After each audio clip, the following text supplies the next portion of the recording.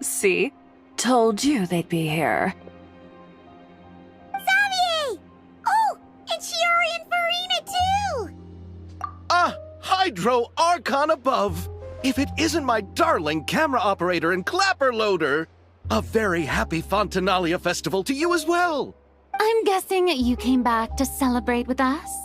Yep, and help out too! Even though the last festival had some unexpected hiccups, making the film was still super fun. Since you're all here together like this, you must be planning on entering the competition, right?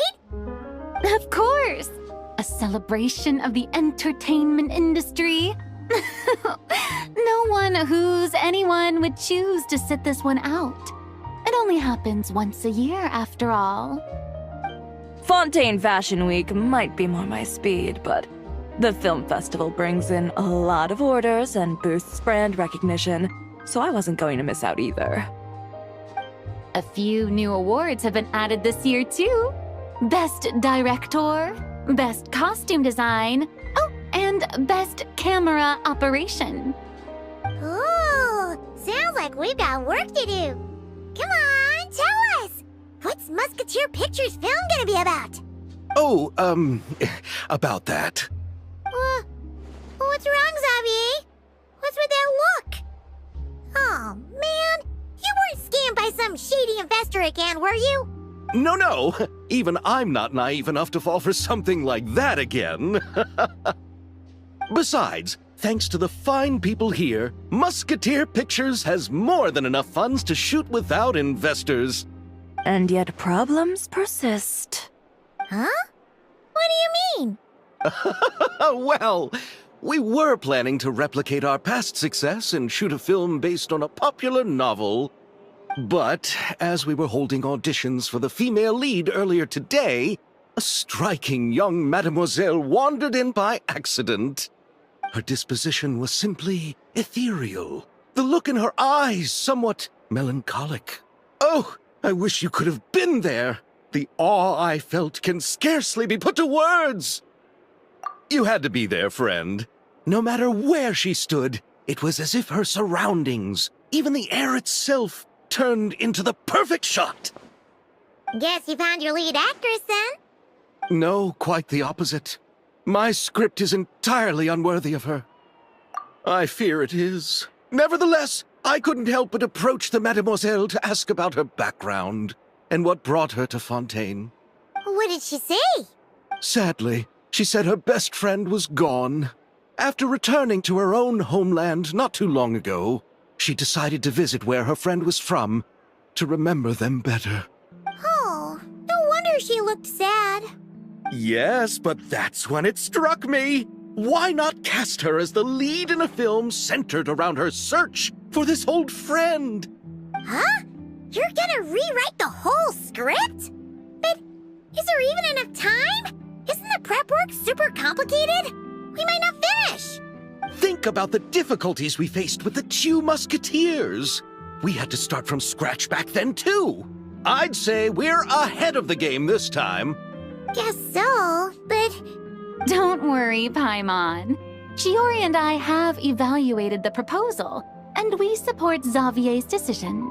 I won't really need to start on the costumes until the cast is finalized, so it's not too much extra work for me. Oh, fair mademoiselles. How can I ever thank you? Finishing the script would be a start. You know, compared to a commercial popcorn flick, I do prefer the idea of shooting a more artistic film. One that leaves a profound and lingering impact in the hearts of the audience. I agree. True trendsetters are the people who dare to go against the grain. Wow! Leave it to Director Farina to have a vision. Honestly, though, the artistic passion of everyone at Musketeer Pictures is inspiring. Anyway, now that we've heard so much about this lead actress, Paimon's gotta know who it is! Ah! Columbina! What are you doing here? Hello. I was just walking past when I heard you talking about me, so I came over. Huh? You know Miss Columbina? Of course! Wait a second. Does this mean is the actress who inspired the whole rewrite? Yeah. Hmm? Wait, so did you make the trip by yourself, Columbina? Yes.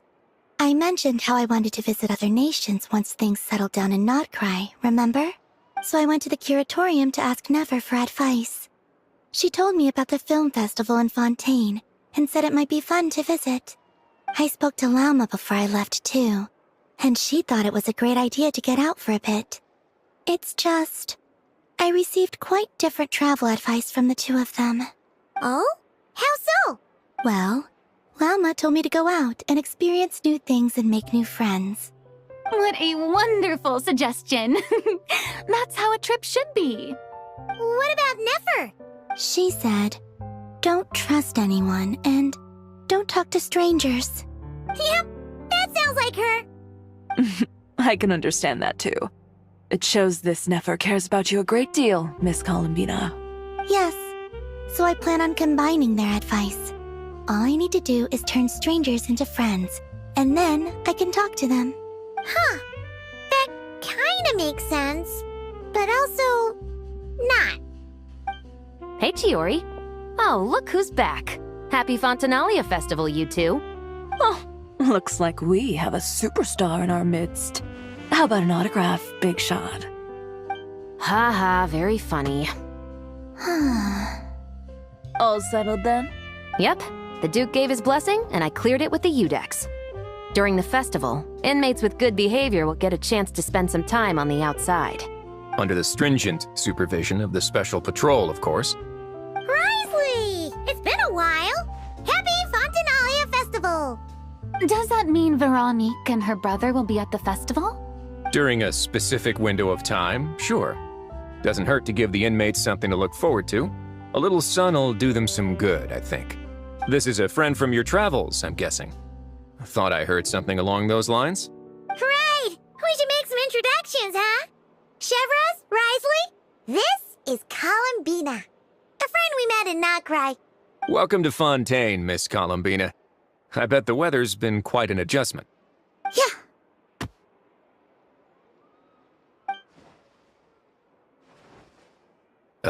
And not the good kind, I take it.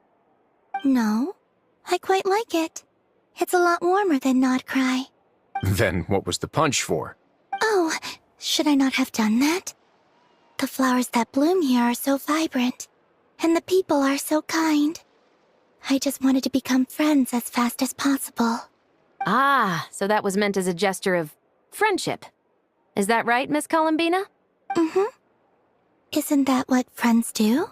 Right. Might have been a bit premature in this instance, though. Your friend here is quite the character. Good thing we said something. You weren't seriously gonna go around punching every single person in Fontaine, were you? No, just the ones I wanted to be friends with. That's not... What Paimon's trying to say is, maybe keep the punches to a minimum until after you're friends with someone.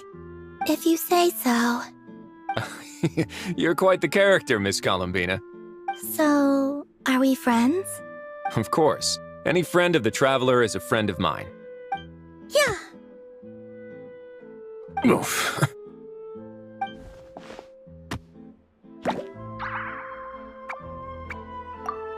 Friends, you sure know how to pick 'em. So Miss Columbina is the lead actress I've been hearing so much about. The whole thing about her aura is starting to make more sense. You gonna be part of the film this time too, Chevros? That was the plan. But now that Mr. Xavier has changed the direction, I don't think I'm in quite as many scenes. It's all for the best, though. A different crew asked me to help consult on some of their musket work. Oh, sounds like our trusty musketeer is as popular as ever. I'm just going where I'm needed. I'm more than willing to help with whatever this production needs as well. Ah, well, speaking of, would you happen to know if there are scenic locations around the court of Fontaine that other crews haven't booked? The festival's pretty popular this year, so there's not a lot left. You might just have to talk it over with the other productions and see if they'll let you squeeze in here and there. I see. Having trouble finding a filming location? Yes, we made a last-minute decision to go down a different route, so the indoor locations we reserved are no longer a good fit. And it looks like all of the best outdoor spots have been taken. You know, I might know a place. Good views, good atmosphere, and no production team has snatched it up. That sounds perfect! Where is it? You want me to reveal it just like that? Come on, let it be a surprise. As much as that sounds riveting, I think we should divide and conquer. You go do that, and Director Farina and I will take Miss Columbina around the city to discuss lighting and styling. Is that all right with you, Miss Columbina? Traveler? Yeah, everyone here is our friend. So don't worry about a thing and just focus on enjoying your trip. Okay. All right, then the Traveler and I will go check out this potential filming location. It might even give me some inspiration for the new script. I'll leave this to the Duke then. Until later, everyone. Maybe we'll run into each other on set. Okay then. Lead the way, Risley. Paimon's not built for suspense. Let's get this show on the road. Who said anything about roads? Huh?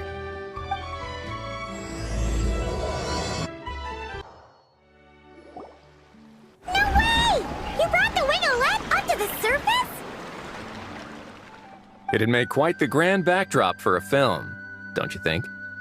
Paimon's more focused on the fact that this thing is supposed to be underwater, inside the fortress of Meripede. True. And keeping up with the maintenance on a vessel this big is a lot of work. It takes a crazy amount of manpower just to keep it up and running. Oh, Paimon kind of thought it just sat there until you needed it. I wish it were that simple. The truth is the maintenance costs on this thing are substantial, so we decided to rent it out during the festival to earn some extra mora. Besides, the inmates are the ones who keep it in good shape. Seeing the fruits of their labor put to use is a good form of social rehabilitation for them. Huh, you've really thought this through. What you think, Xavier? Is this a good place to shoot? Ah, I've got it! Good messieurs and mesdemoiselles, I've got it! Gonna take that as a yes. The beginning is the hardest part, and the opening of this film has been eluding me, but now I know just how it should start.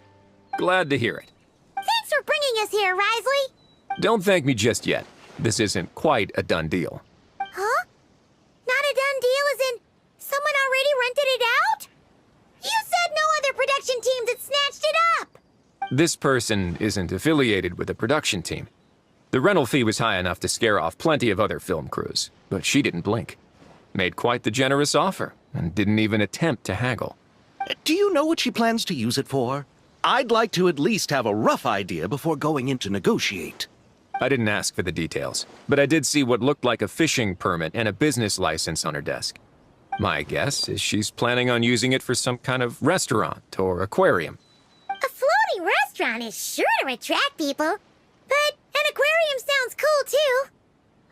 The views from the ship make it a great spot for a date. The winglet might not be under my command right now, but it's always nice to see her admired. A film is sure to drum up some good publicity as well. I do hope we can work something out with the current captain. Well, guess we should head over and talk things out then. Best of luck. Wow! The winglet seems even bigger up close. The rooms are so spacious. Wonder who rented it out. Hello? Anyone there? Perhaps the captain had business to attend to elsewhere. But why rent such a massive boat just to have it sit here, without even leaving so much as a note? Let's try again. Anyone there? Hello? Seriously? Right now? What is it gonna take to get some decent Sleep around here. Is a nap too much to ask for? Ugh. Sorry, the aquarium's closed for the... Huh? See Lolly? Traveler! Paimon! Hold on. Oh, this is just great. How am I gonna go out dressed like this? Oh, what happened to my regular clothes?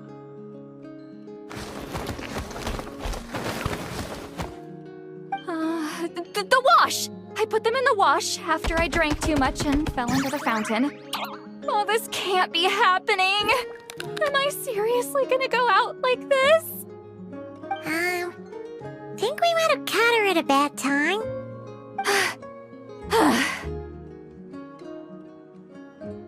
See Lolly? I don't wanna hear it. Hear what? A single word about what I'm wearing. No comments, none. Is that clear? Oh, yep. Crystal. Huh? You think so? No, wait, I told you not to say anything! What was... her thoughts. I heard her thoughts. How could I forget about that? This is so embarrassing. I seemed a little too pleased to get that compliment, didn't I? Wait, the mind reading went both ways. Does that mean the Traveler's hearing all this too? You clearly did! Huh? What did we do? Paimon's not following. Nothing. It's nothing. Let's just move on. Did you need something? You're not here alone, I see. Hello, I'm Xavier, a film director and producer from Fontaine. I meant to introduce myself sooner, I just didn't want to, interrupt. No wonder we ran into each other in Fontaine of all places. You must also be in town for the festival then. That's right. We're helping Xavier with his film. In fact, we were hoping to shoot some scenes on this boat. You're the one who rented it out, right, Seed Lolly? Me? Rent a boat? I wish I had that kind of spare cash floating around. Not to mention the spare time. Don't get the wrong idea, though. I'm not here to sail off into the sunset and live out some cushy retirement life, okay? I'm not that old. Then why you dress like... how did you end up staying aboard the Winglet? Well, I heard one of my favorite light novels was getting turned into a film, so I came to Fontaine to catch the premiere. Originally, I booked a room near the Opera Epiclese, but I'm quite particular about where I sleep these days. I think it's an age thing. And that bed? I just couldn't sleep in it. I tried to find a different hotel, but with the festival, everything was completely booked. Just as I was worried I'd have to sleep under a bridge or something, I happened to spot a help wanted sign on the side of the road. Oh, so you're here to take care of the boat? No, I was hired to man the front desk. The pay is a bit low, but food and drinks are covered. And it includes room and board during the festival. Plus, the job is simple. So I thought I'd give it a shot. Wow, they actually thought you'd be a good fit, huh? What? You don't think I'm cut out for it? All I have to do is tell people the aquarium isn't open yet. Other than that, I'm free to do whatever I want. It's a pretty sweet gig. That's all? Yeah, I was also kinda shocked. But it's not a lie. Head downstairs and see for yourselves. There's nothing but empty tanks. Not a marine animal in sight. Did your boss mention anything about being open to film crews using this space? Our production was hoping to film on the deck for a few scenes. No. That never came up. You could just ask her. Oh, she's around? What kind of person is she? We should know what we're heading into. She's nice enough, I suppose. Pretty reasonable, too. Even offered for me to move to a bigger cabin if I was too cramped. Back at the Masters of the Nightwind, I'm used to being the one giving orders. But working under her doesn't feel like being bossed around. She seems to respect what I think. Wow, she sounds like a great boss. She did tell me she'd rather not be disturbed, though. She's been working on an important project, so I'd keep it brief. Got it. Thanks for the heads up. All right, the captain's quarters are this way. I can take... Wait. But I'm wearing... Ugh, whatever. I doubt she'll care. Just follow me. Miss Guillotin? These visitors were hoping to ask you about something.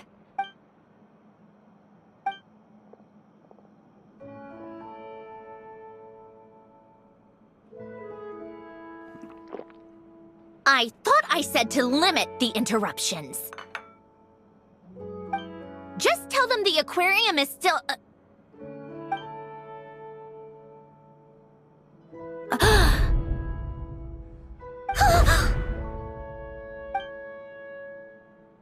Sandrone, you're here?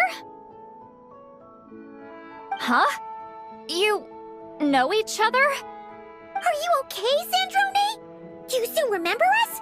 Everyone was so upset after what happened. We all missed you so much. Miss Seat Lolly, why don't you escort this gentleman to the reception area for a cup of tea? I have something to discuss with these two in private.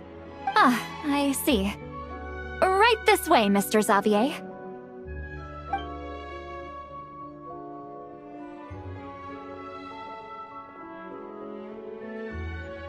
Sandrone?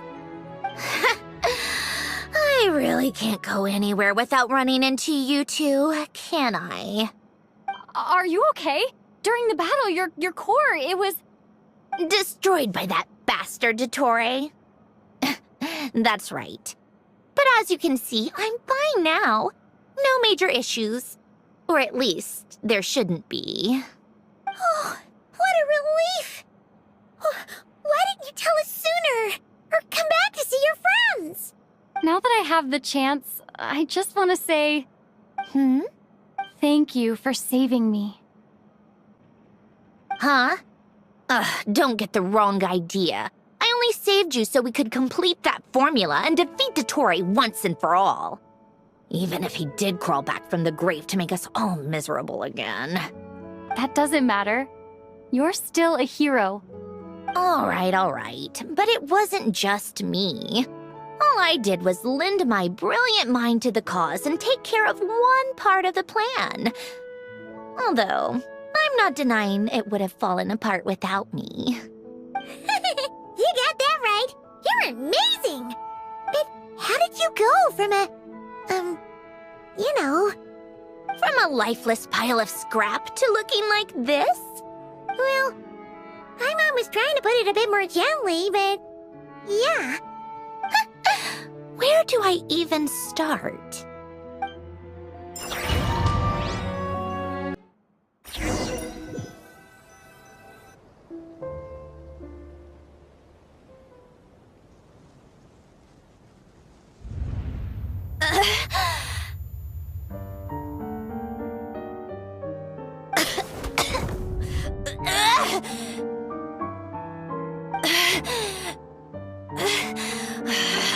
Curse it all!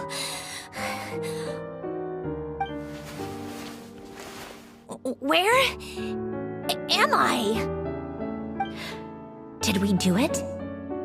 How much time has passed? I'm not in one of that lunatic's experimental labs, am I? Wait, Fontinian decor.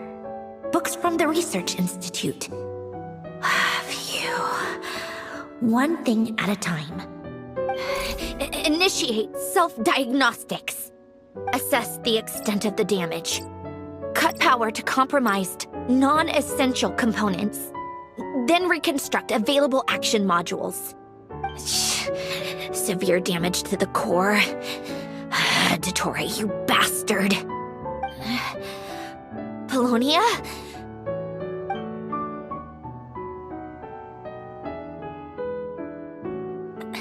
Polonia, wake up!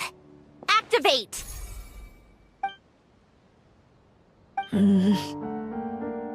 You're in even worse shape than me.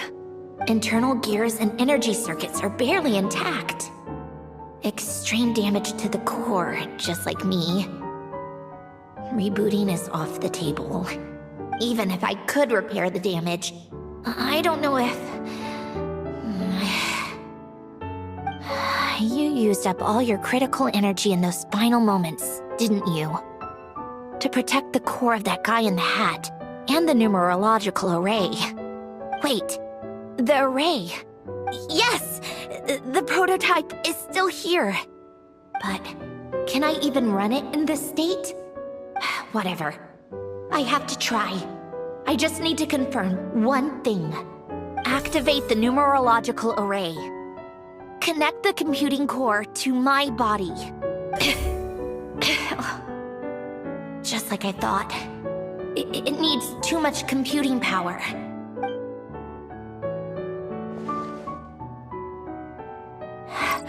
Cut off power supply to all functions except the thinking module. Please. I just need to ask one question. Initiate query regarding the 3 moon sisters. How many living moon goddesses are there in possession of the Trilunar Authority? 1. It worked. You did it, Columbina. You made it back. But how did I survive? The self-diagnostics showed damage severe enough to shut me down for good. What triggered the reboot? A built-in message? Only visible after a core reboot. The final gift. Alen! Were you the one who gave me the second chance? But why now? What activated it? What is that? A vision? Wait, no. It's a stellar linchpin?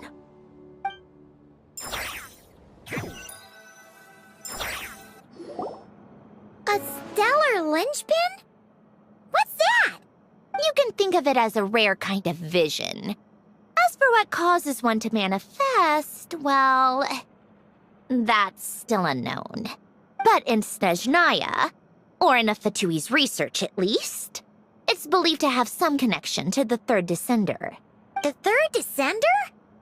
We knew his remains were used to create the Gnosis, but this is the first we're hearing about a stellar linchpin. You knew about the remains? Right, of course. Look who I'm talking to. Yes, the Heavenly Principles used the remains of the third descender to create the 7 Gnosis as a means to consolidate the Archon system. Visions result from that same system, so extrapolating from there, it's clear that the manifestation of a vision is also, to some extent, related to the third descender. Still following? For those that wield them, visions serve as a means to channel elemental power. The same is true of stellar linchpins. The difference is that, when wielding elemental energy, stellar linchpin users often exhibit a unique kind of power that seems to come from beyond to that. It's believed that, when a stellar linchpin manifests, impurities from the remains of the third descender get fixed in place. Hence, the name.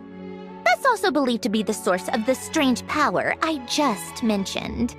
We've heard that visions can appear when someone has a really strong wish or desire. Stellar linchpins sound kind of similar, so does that mean... Huh?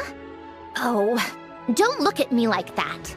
I've never had any grand wishes or aspirations. Just a list of things that drive me up the wall. So if you're asking why this thing appeared, I have no clue. All I know is that without it, the gift Alen left me, this built-in second chance, never would have triggered. The damage to my core was too severe. But thanks to the stellar linchpin's manifestation, it did trigger. And after my core rebooted, I was able to repair the damage to my body. I also managed to import the numerological array, along with some of Polonia's surviving algorithms, into this form. Wait, does that mean Polonia is... Yes. Unfortunately, Polonia is... beyond repair. Oh, we're so sorry to hear that. But you also mentioned something about a final gift? Yes. Alen often spoke to me about wishes and desires when he was alive. I suppose he thought there might come a day when I wished for something, and was willing to sacrifice my own life to fulfill it. So he left me a chance to start over. No, never. Alen once said I was his proudest masterpiece. That might sound boastful coming from me, but it's also an undeniable fact. After Alen died, I started studying how Polonia and I worked. Polonia is essentially a computational machine, so it wasn't difficult to figure out the mechanical principles there. But when it came to my own structure, that's when Alen, the Lord Artificer's true greatness, struck me once again. I attempted to imitate it when I created Catherine, but in the end, she turned out to be nothing more than a superficial replica. What? But his creation skill, Catherine, is super impressive. We were shocked when we first found out she was a puppet. No, she's nothing compared to what Alen was able to create. Some of the mechanical principles of my own core are still a complete mystery to me. Keeping that gift hidden wasn't even a challenge for him. Just a shame I had to waste it on fighting Dottore. I just couldn't stand the thought of him coming out on top. If you put it that way, the world owes me a whole lot then, doesn't it? Wait, but all this still doesn't explain what you're doing here.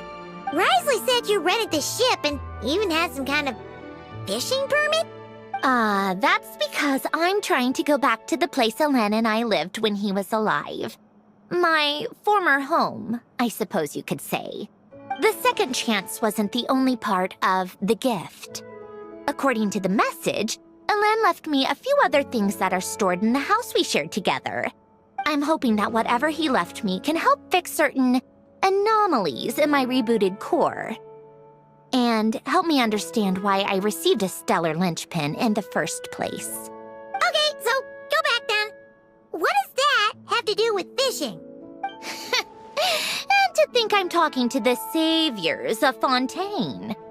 Did you forget that the water levels have been rising for centuries? I can't just go back to the place I used to live because now it's underwater. Oh, right.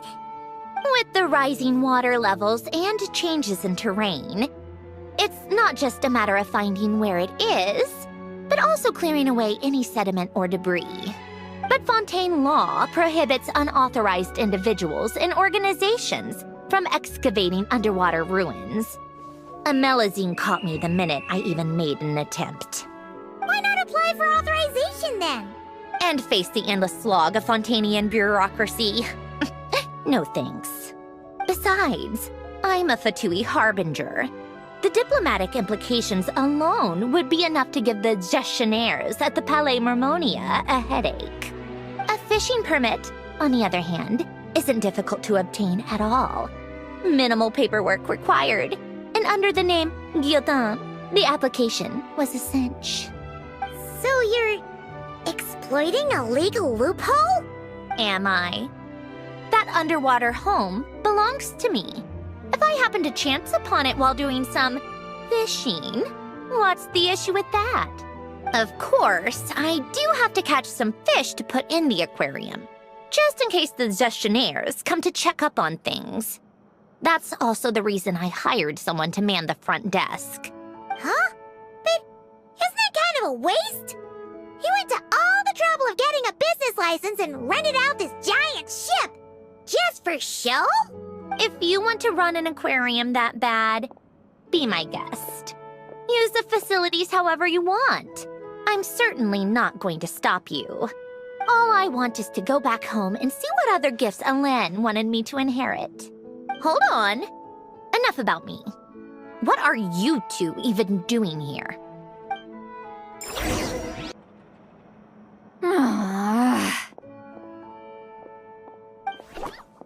Seriously? They've been in there forever. The reaction when they saw each other was strange, to say the least. You're lucky I was nice enough to leave the room and give them some space. Back in the Masters of the Nightwind, I'm the one who gets to kick people out. I just want to know what they're talking about. Should I cast a little eavesdropping spell? Oh, no, what am I thinking? I'm Granny Eastley, the great shaman of the Masters of the Nightwind. I can't do something like that. This is just ridiculous. Making me wait out here for so long? Where's their respect for their elders? Oh, here they are. Were you back there arguing or something? What took you so long? The two of you are already acquainted with Miss Guillotin, then? Yep. But don't worry, we got everything sorted. Sanjurne agreed to let us shoot on the ship, but it has to be when she's not here. When she's not here? That's right. You'll excuse me if I didn't exactly ask for this little reunion. I wasn't planning on seeing anyone. Like I said, my core is severely damaged. Even with the gift, there are anomalies that are making things unstable.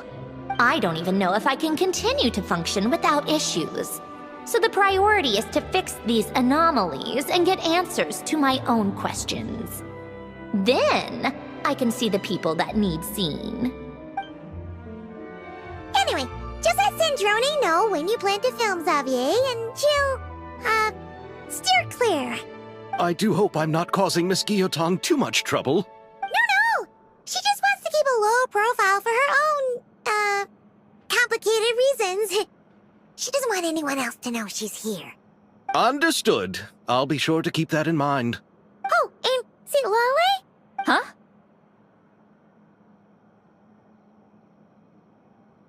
You mean Miss Guillotin?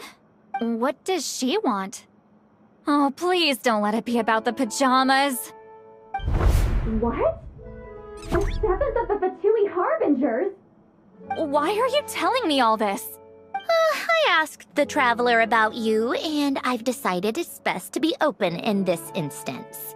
I can understand if you would rather not work for a Harbinger. Regardless, the room on the ship is yours to keep. You're an acquaintance of the Traveler, and I plan to honor that. Wait, she's actually nice? It's not a problem. The captain also worked for the Fatui, and he helped Natlan a great deal. We know that there are good people among your ranks. Besides, I've been around long enough to know what it means to earn one's keep. This isn't Natlan, and I don't expect special treatment. Besides, sitting at a desk isn't exactly back-breaking work. I appreciate that perspective, great shaman. Seat Lolly. Just call me Seat Lolly. That title makes me sound so... old. Well, Seat Lolly, the Traveler and I are looking for something, so we'll be heading underwater together soon. I'll leave the ship in your care while we're gone. Together? How often? Not too often. We're heading out in a bit, but I'll be available if you need something. You couldn't, go alone? I wanted to, but she was concerned about my physical well-being, so she offered to come with. Guess my mental well-being means nothing then. Huh?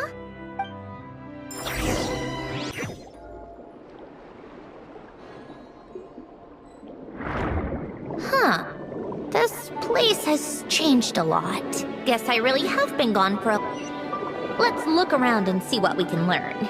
Oh, and don't forget to catch a few to take back. We need to keep up appearances, remember?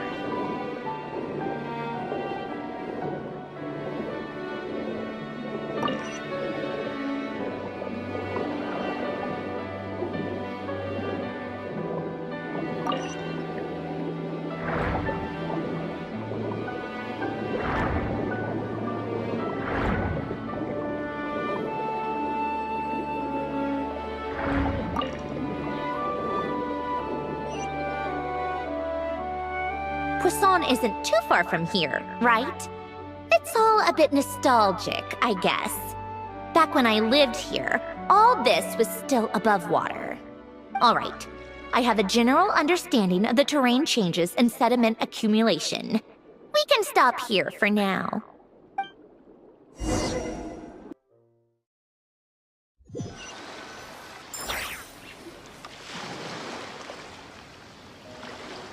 That went smoother than expected. I appreciate the help.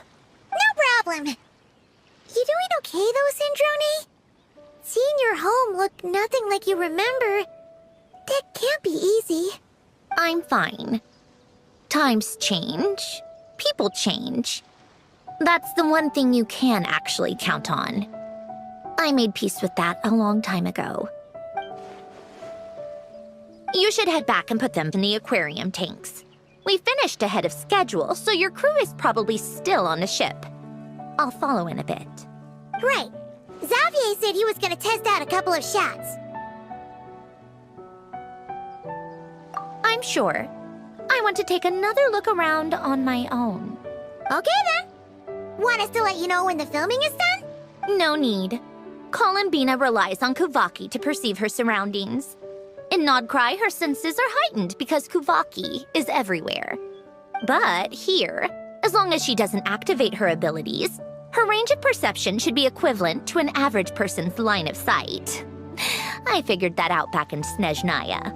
That's oddly specific.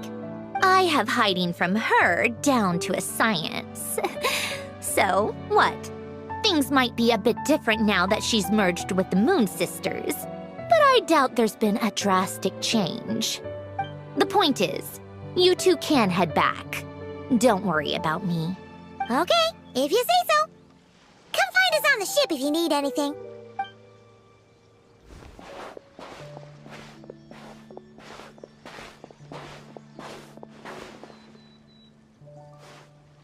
What did you leave for me, Alen?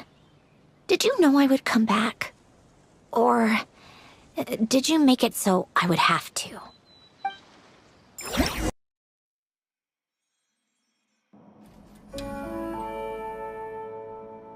Xavier, we're back! Shh! Quiet on set! They're filming over there. Oops, sorry.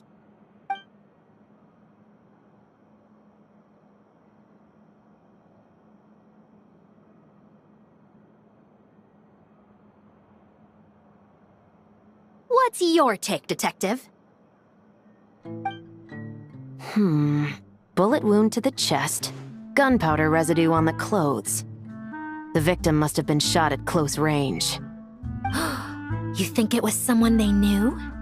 Yes. It's possible the suspect arranged for them to meet at this very spot. A reasonable deduction. But you're overlooking a crucial clue. What? The victim's pocket watch is missing. And cut! I think we got it! Good work, everyone! Phew, finally. Acting was nerve-wracking for me when I first tried it, too. Just loosen up, and you'll get used to it in no time. Chevres! Charlotte! Oh, hello there, you two. You're filming here too? Oh, so Charlotte's crew must have been the one that asked you to help out, huh, Chevres? Yep. They heard about a potential filming location and wanted to come check it out. But when we got here, your crew had already beaten us to it. Luckily, Xavier and our director, Lapine Pauline, go way back. In the end, we agreed to just share each other's filming locations. Considering all the last-minute changes, that's just what Musketeer Pictures needed. For sure! Based off the scene just now, you must be the star of the film, Charlotte!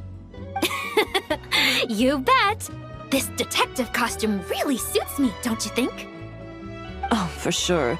You're already right at home lurking in the shadows taking pictures of this and that. Add a notepad and you're practically method.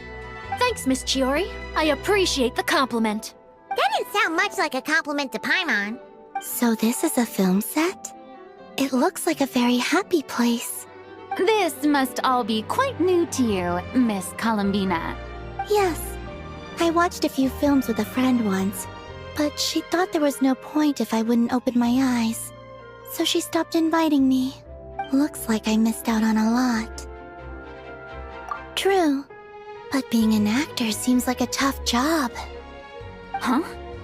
Most people would swap lives with an actor in a heartbeat. The lifestyle is so glamorous, and the pay is more than generous. But they have to act out lives that aren't their own, with the whole world watching on in judgment. If they don't do it justice, it must feel like they're letting people down. That's exactly how it feels. This young lady has quite the unique perspective. Well, that's true. But these actors are here because they want to be and they think it's fun. Most of them, at least. Not to mention, the film we're shooting is based entirely on you, Miss Columbina. You just need to be true to yourself. I don't have to pretend to be someone I'm not? Not at all. Authenticity is what we're after. For example, this first scene opens with you on the boat, sailing to your friend's homeland.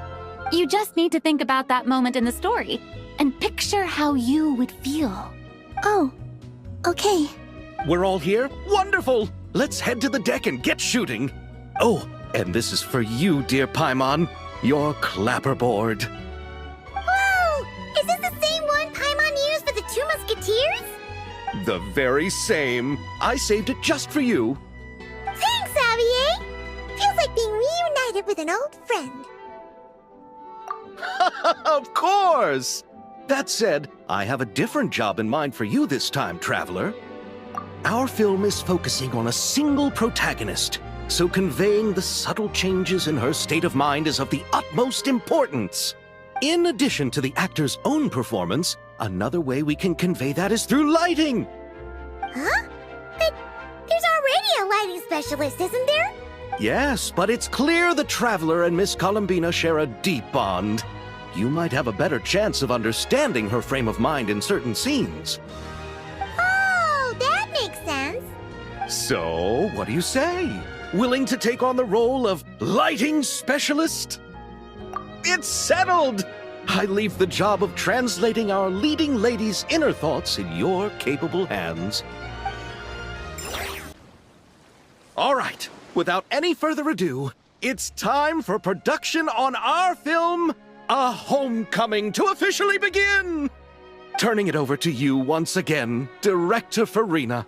All right. Positions, everyone! Camera operator, clapper loader, get set up. Let me know when lighting is good to go.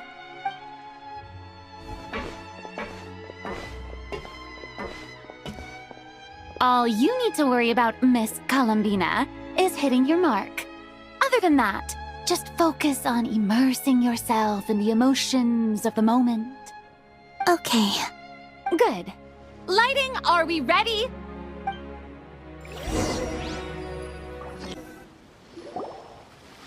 Ready. All right, quiet on set. 3, 2, 1, action! This is her homeland. Columbina. Cut! The emotions I'm looking for were definitely there. Let's just try to keep it a bit more natural. Oh, but definitely keep that gesture at the end. I loved how real it felt. You looked genuinely moved. All right, if you're ready, let's go for another take. Miss Columbina? That presence. It kind of felt like Sandrone?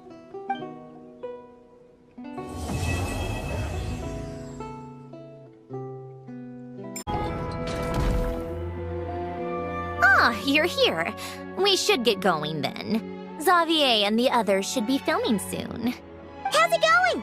Have you managed to figure out the location of your home yet? I've narrowed down a few potential locations. We just need to take a sample from each one. Once the equipment analyzes them, we should know the exact location and where to find the entrance. Great! We should get started then.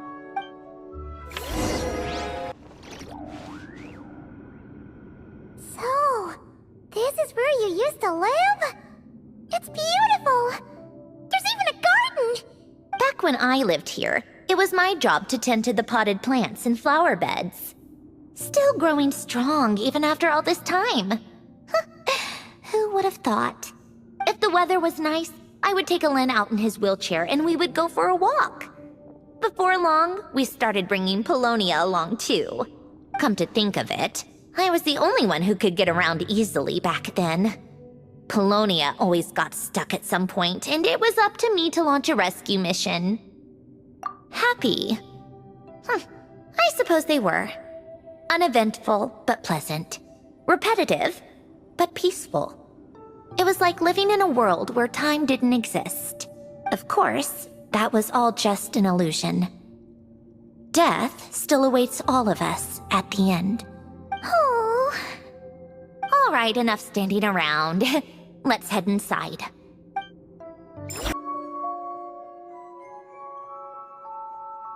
Oh, these are some of Alen's drafts from his later years. Just casual doodles, really. And these are just some unimportant letters. I couldn't be bothered to sort through them before I left.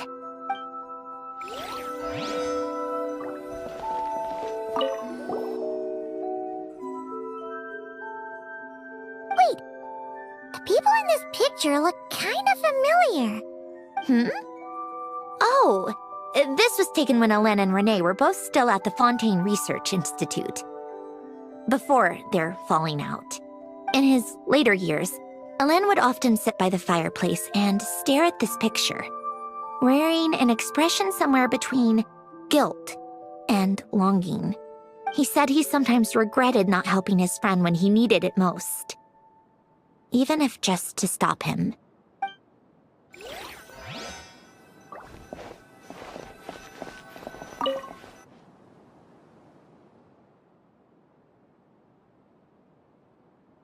Oh, I played with these when I was little. During the first few months after I was created, I mean. At first, Alen and I would play together, but it didn't take long for me to become unbeatable. So, Polonia and I played together instead.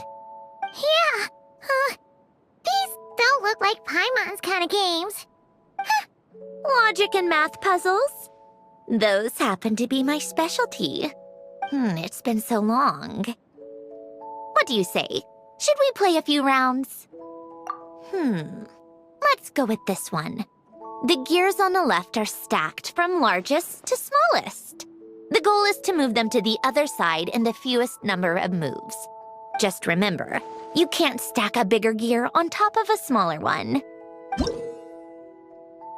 You seem stuck. This should go here, then this here, and done. Well, what did you think of the game? Well, these kinds of puzzles aren't for everyone. I suppose my upbringing wasn't exactly conventional in that sense.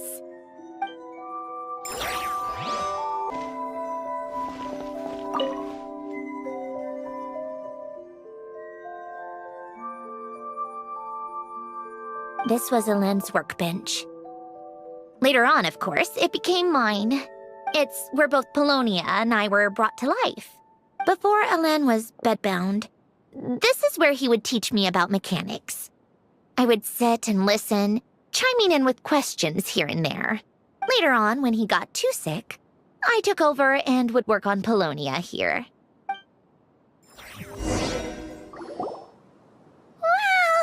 This house is filled with so many memories! It's so cozy and charming! You should have seen it in its prime, when people actually lived here. A lit fireplace, a steaming cup of coffee. That's the real deal. You know, we also used to have a mechanical piano that Alen built. Ooh! How chic! Alen never played it much. He probably wasn't able to at that point. But I managed to teach myself. Music theory is essentially math after all. Once you learn the patterns, it's not really that difficult. I loved perusing Helen's collection of classical music.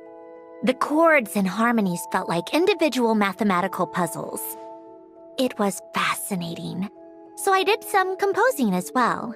But as Helen continued to deteriorate, even the sound of music began to grate on his nerves. So I got rid of the piano. Aww. Back then, I assumed a piano was like an ordinary clothing rack, commonplace in every home and easily replaceable. It was only after I left that I realized how hard a good piano is to find. Enough about that. Helen's gift should be just in here.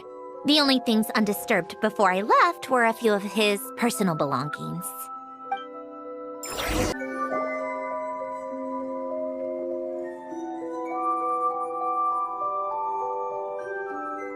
Wait, there's a hidden compartment at the back of this box. Looks like it's locked with some kind of gear mechanism. Knowing you, Helen, I'm guessing it goes like this, then like this. Got it. Am I a genius or what? Let's see here. A box? Well, you gonna open it?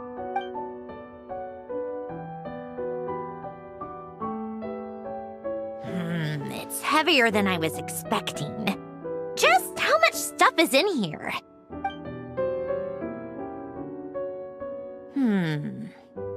A letter? And a bunch of junk underneath it. None of it seems that important. Wait a second. This should be it. A cube? It's a multidimensional algorithmic core. Helen would use it to store information. Only Polonia and I have access. All right, I'll start looking into the core and the letter. Feel free to go through the rest of the stuff and see if there's anything useful.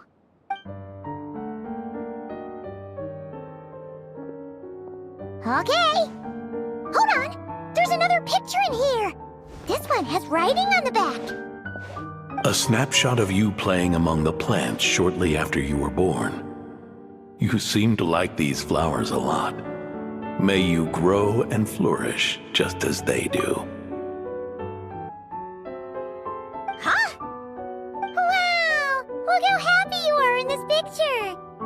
You've changed a lot since then, huh? What's that supposed to mean? Just that you come off kind of aggressive sometimes. Or, annoyed at everyone around you. Well then, people should stop being so annoying. It's not like I'm the one with the problem. Of course not. Oh, here's something else. Looks like a piece of paper torn out from somewhere. Today, I solved another math puzzle and made a breakthrough on a construction problem the Institute has been stuck on for years. Am I a genius or what? No, wait, that's From now on, I should have people address me as Her Highness the Clockwork Princess, unraveler of all reason. Nope. No more of that. I thought I tore this page out. You wrote this? Then how did it get... Wait, there's more writing at the bottom. You seem to have developed a distaste for this particular entry, considering I found it in the trash. I'm sorry, but I could not help but hold on to it. Forgive me. Helen! Don't be embarrassed. Everyone goes through a phase like that. Nonsense. I wasn't even the one who wrote that. It must have been Polonia. That's enough. I told you it was Polonia. You know what? We're done with this. No more rifling around in the box. Just put it down and let me read the letter. To my little clockwork princess.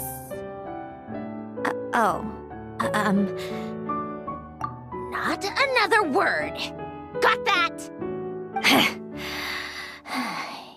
If you're reading this,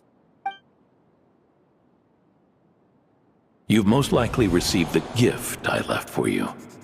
I just hope you didn't stumble across all this while cleaning out my effects or something trivial like that. I once asked if there was something you wished for.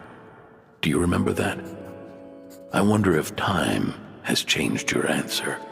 Regardless, I have another gift. A formula that will allow you to come face to face with the anomaly inside of you.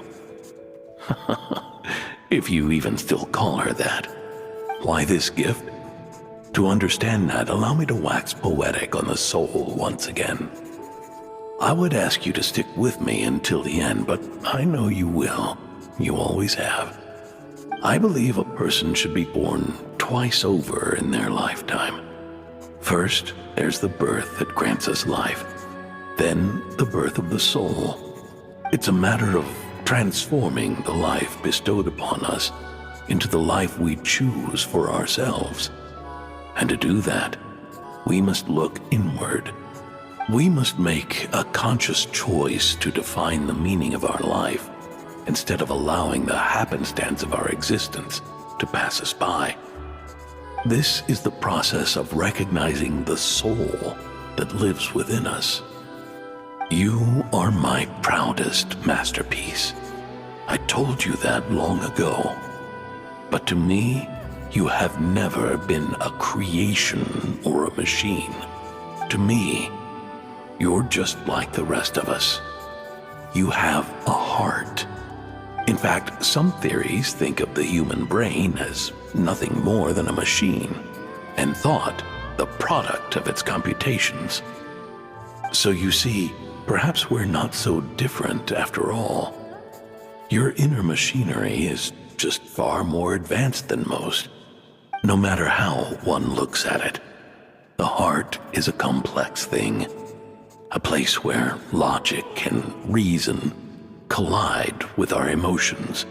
Your computational capacity allowed you to become sentient and develop logical reasoning. But it also granted you something that, on the surface, might seem contradictory. Emotion. Emotions and logic often clash with each other, and those instances of discord can accumulate over time. That is the source of what you refer to as the anomalies within you. As you told me once, you've always known what you don't want. Yet you've never wished for anything in particular, similar to how a blind person can feel when a part of their body is in pain without being able to fully visualize its form. Such is your relationship with your soul. So, what I leave you now is this: a formula that will allow you to see the shape of your soul. For if you want to protect your heart, you must first be able to recognize it within yourself. Of course. Whether you use it is entirely up to you. You are, and always have been, free to do as you wish. Regardless, whether by my formula or some other means, I trust you will know your heart one day. You always were a fast learner. And the smartest person I've ever known. Ellen. Oh. I'm fine. I've already figured out how this formula works. Let's get out of here and then we can use it. You made up your mind already? You're gonna do it? Why wouldn't I? Resolving the anomalies within my core is the reason I came here in the first place. No, I can do this on my own. But, do you want to watch? What do you mean? I already know what anomaly I need to resolve. Like Alen said, she's an amalgamation of all the times my logic algorithms have clashed with my emotions. And by resolve, you mean that literally, or...? Yes. But if you let us in like that? Wouldn't that mean letting us see a bunch of your, inner thoughts and secrets? If what Alen said is true, then I'm about to be... born anew. Or whatever. This is your chance to be lucky enough to witness it. Besides, you already read my whole diary. When it comes to keeping my innermost thoughts to myself, well, I think that ship has sailed. You're really sure about this? How many times do I have to say it? I finally let you in as... friends, and you want to question it. I'm not gonna offer a second time. Enough with the mushy stuff. Just follow me.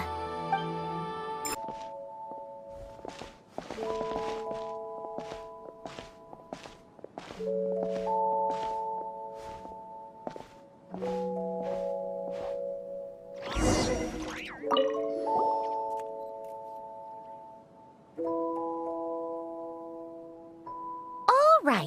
With the numerological array, I can construct a simple formula that will allow you to experience what I see and hear in real time. Oh, just like St. Lolly's scent-sharing technique. Been there, done that. Huh! Sounds like that shaman has some tricks up her sleeve. The arcane and the mathematical are both fundamental laws of this world. Being able to achieve a similar result through both isn't surprising. Anyway, let's get this show on the road. But no comments from the peanut gallery, okay? I know I offered, but I still don't want any interruptions.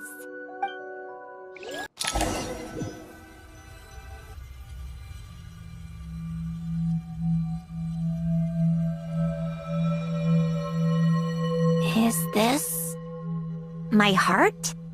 No, it's probably just the result of Alen's formula. A space dedicated to resolving anomalies. Huh. But it looks like the walls are all... mirrors? You made it. About time. Is that me? From the past? You just spoke of anomalies. Well, here I am. What happens when emotion contradicts reason? Shall we sit down and talk?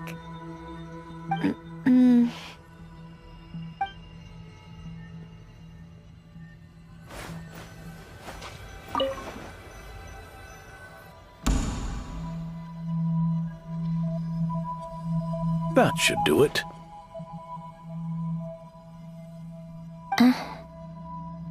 Hello? My name is Alain Guillotin. Can you hear me? Brings back memories, doesn't it? The time we spent here. Here. I want you to have this.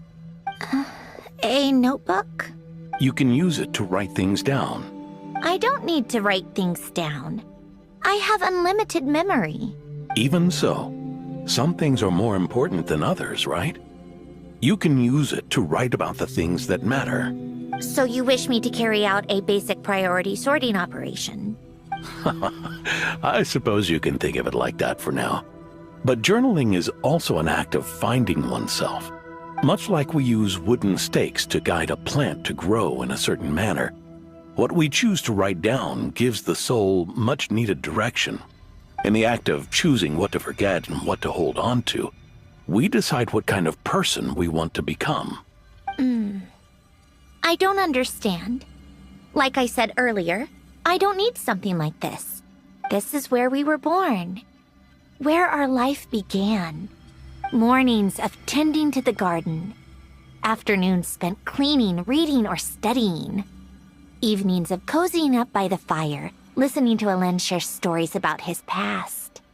Alen. What is it? What are you drinking? Oh, this? It's coffee. It, makes me more productive. I want to try it. Oh, okay. Here. Bitter.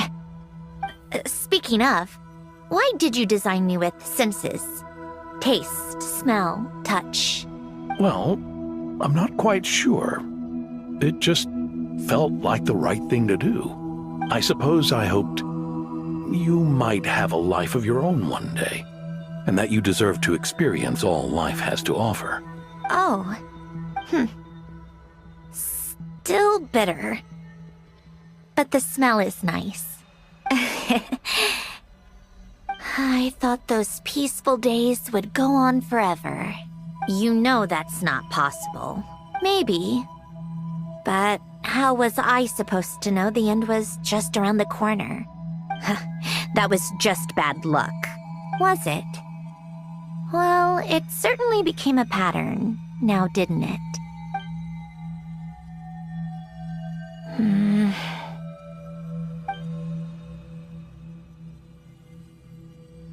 Over time, one of the habits we picked up from Elen was a love of coffee. We even took to hosting tea parties. A machine acting like a human.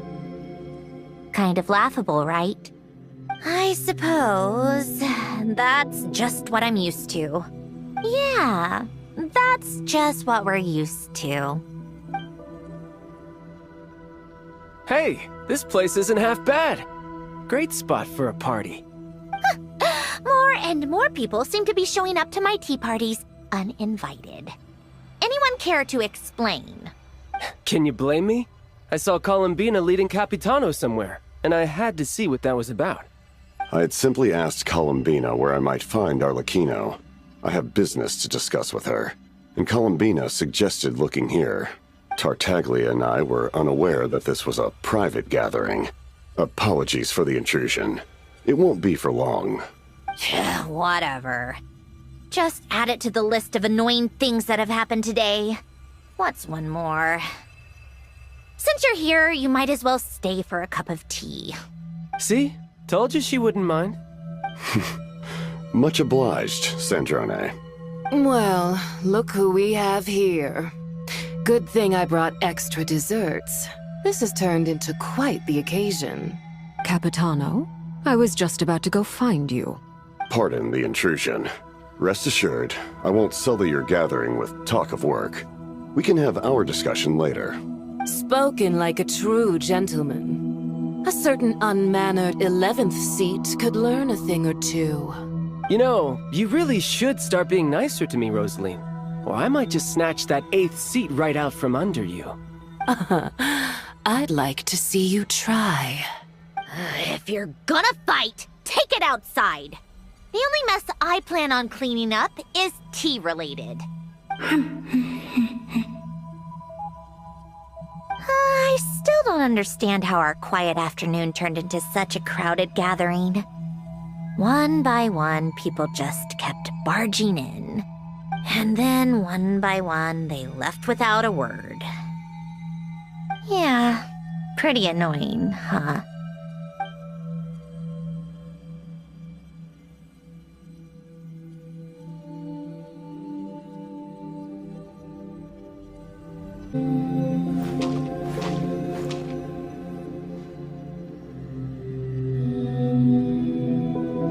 Of all my days with the Fatui, the times I spent with you, Arlecchino, and Rosaline, they were my favorite. Goodbye, Sandrone.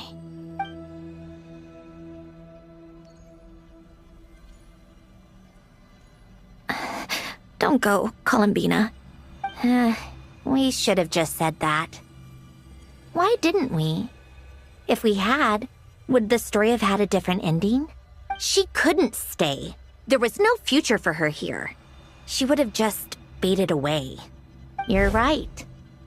I suppose that's why you call me an anomaly. Every time you make a decision, there's a voice inside your heart. My voice, asking to contradict all logic and reason. Why didn't we make her stay? Is it worse to fight for something just to lose it? Or not to have fought at all? Don't you find it unfair? One by one, we keep losing the things we care about the most. But in the end, whether I want to fight for something or cry over all we've lost, you just push it down and pretend not to hear.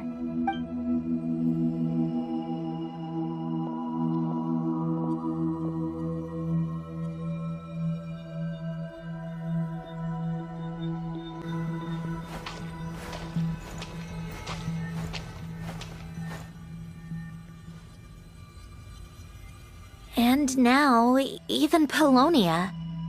The other half of Alen's legacy. The last remaining member of our family. Even Polonia is no longer with us. I did everything I could. But it's just like Alen always said. Polonia was one of a kind. There was no replicating what he managed to create. Don't you feel like our connection to the past is fading bit by bit?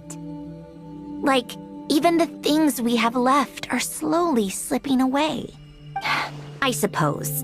But you can't move through life without having to say goodbye. And even as we experience loss, there are always new things to be gained. Ever so logical. What's your take, then? It feels like the more I care about something, the faster the world takes it away. It sounds so stupid, but I can't help it. That's the hand life has dealt me time and time again. Why even fight for something that's just going to be lost in the end? Better to never have had it at all. Better if it would all just disappear. Dark, I know. But the heart wants what it wants. Maybe the stellar linchpin appeared because of me. Because of what I wish for. I don't think so. Yeah, probably not. What an anomaly wants goes against all logic and reason after all. Well, go ahead and do what you came for. You're here to resolve the anomaly, aren't you? Yes. What's it gonna be? Keeping me imprisoned here like before? Or eliminating me entirely, like debugging a code? That might actually be a mercy. I don't care. I just don't want to experience the pain of loss ever again. Go ahead. I'm ready.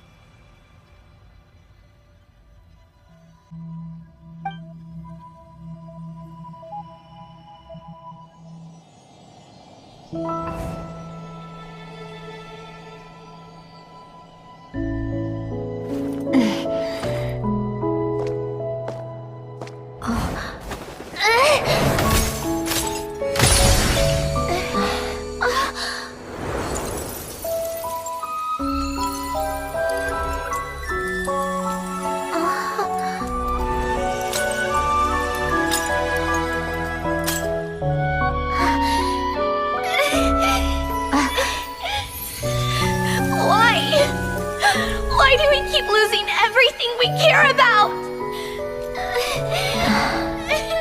I know it hurts, but that's life. I wish... I know. I've always known. Because we've been one all along.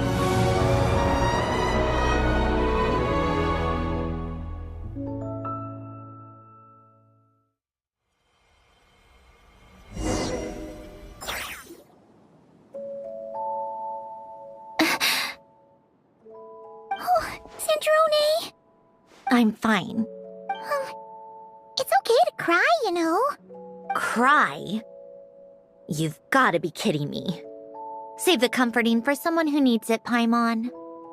The emotional side of my core algorithm. My emotion module has always been fully developed and operational. Alen tried to tell me that too.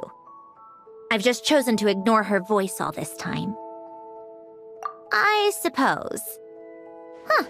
Come to think of it, it's kind of like the aquarium on the ship. The aquarium?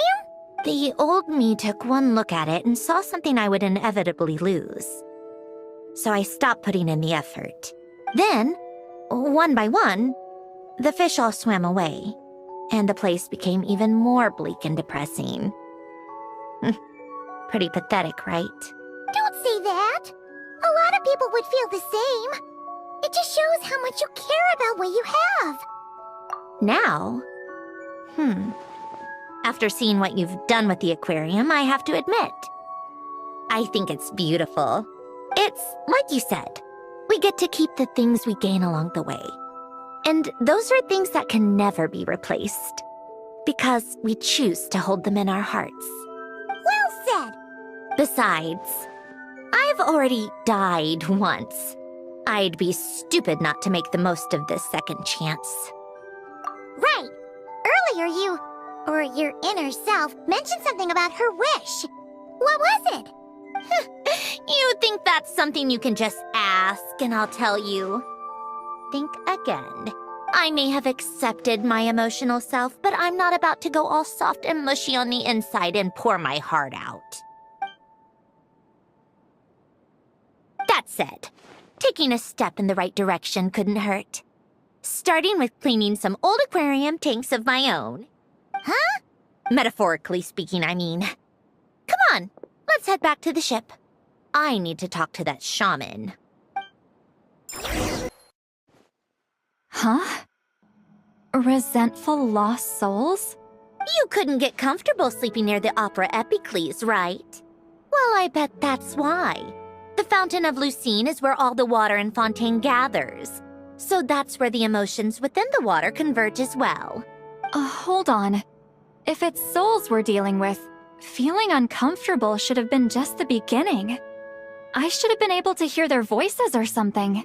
And under normal circumstances, I'm sure someone of your talents would have. The problem is, these souls are no longer complete. Remind me how they ended up like that again? You mentioned something about them being split apart? Yes, it's called soul severing. Renee of the Nartsitzenkreuz Ordo came up with it. After learning of Fontaine's impending doom, Renee thought if he could find a means for the soul to live on in perpetuity, it might ensure the world's salvation. Soul severing was the first step of his research. Unfortunately, his theory of the four orthants was imperfect at the time, and a failure along the way caused his physical form to dissipate. Jakob, another member of the Nartsitzenkreuz Ordo, sought to carry on Renee's legacy and restore his physical form. He even used some of the people who stood in his way as test subjects for his research. By severing their souls? Yes. After Renee successfully awakened, the two continued their research, and all the severed souls ended up merging into Renee's consciousness. After you saved Fontaine by turning Fontainians into true humans, these souls returned to the ley lines. But the souls severed before Renee awakened had nowhere to go, doomed to forever wander the waters of Fontaine as listless spirits. Almost as if they exist outside the bounds of this world. Unrecognized by the ley lines or fate. No wonder I couldn't sense them. Not only that, but over time, they began to fuse with other entities. Their inner resentment lured in all sorts of evil beings, which corrupted and defiled them into nothing more than accumulations of filth. But the full transformation must have been recent. Otherwise, the Udex surely would have noticed. Wait, no, he must know already. That would explain the underwater Melazine patrols. No wonder I kept running into officers from the Mara Chaussee Phantom earlier. In that case, let's go find Nervalette and we can sort it out together. No, not just yet. Why not? For one, the diplomatic castle alone would be a nightmare. Even though I haven't reported back to Snezhnaya yet, I'm not planning to leave the Fatui anytime soon. Besides, with me here, success is a done deal.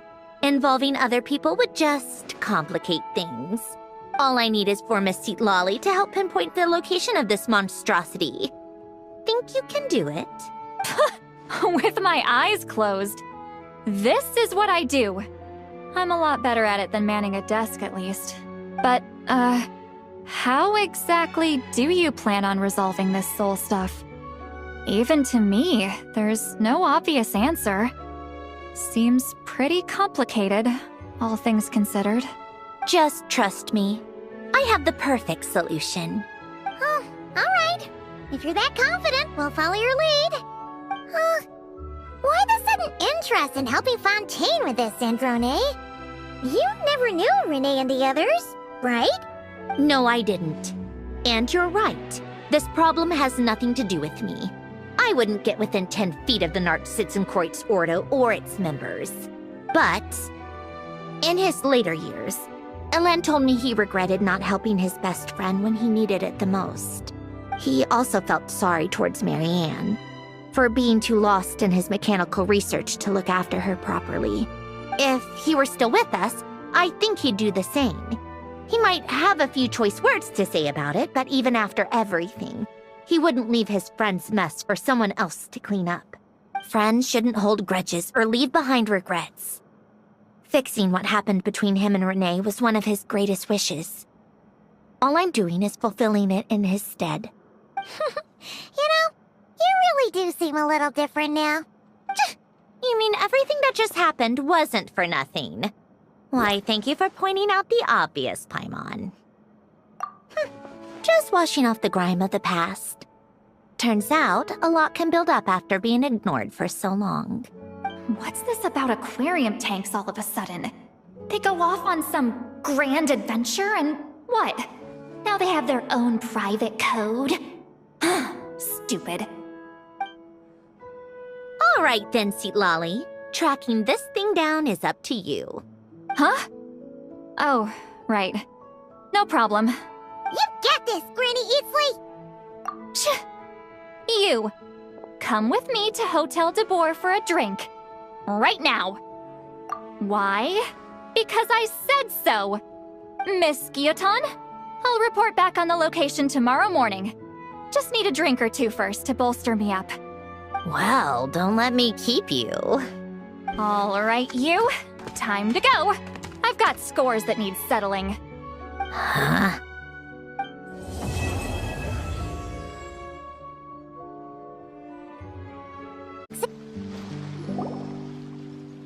Lolly sure drank a lot last night, huh? Wonder if she's even awake. Good morning. Ah! Columbina! Oh, you sure know how to make an entrance. What are you doing here? We just finished filming a last-minute scene, so I came up to get some fresh air. The others are still down below discussing what the final scene should be. You mean, how it should end? Yes. They're torn between whether the heroine should reunite with her old friend or not. Ah, because the whole point is that she came to her friend's homeland to search for her, right? Oh, Paimon almost forgot the plot. Yes. Director Farina and Miss Chiori think a tragic ending where the two never meet would be more poignant. But Director Xavier thinks having the two reunite would make for a more touching and heartwarming ending. Me? I'm not sure. On a personal level, of course I want to see her again. Of course I want to experience that moment where we reunite. Even if it's just for the cameras. But that means an actor would have to take her place. And that makes me feel... Oh. Huh? Yeah, don't look so worried. Making a film is supposed to be fun. But besides, it's all gonna work out. You can trust Paimon on that. Work out? How? Well, you know. Yep, exactly. Okay, I trust you. I'll just focus on having fun for now. Well, well, look who we have here. Traveler and Paimon. Oh, the lighting specialist and clapper loader that never were. Yeah. We kinda went AWOL, didn't we? Sorry about that. Seriously, don't worry about it. Everything's going smoothly on our end, so just do what you need to do. You seem to be in better spirits now, Miss Columbina. I apologize if our earlier discussion put you on the spot. It's okay. I'm fine now. The Traveler and Paimon talked me through it. So, what are your thoughts on the ending then? Should we have them reunite or not? We should tie everything up in bows. Huh?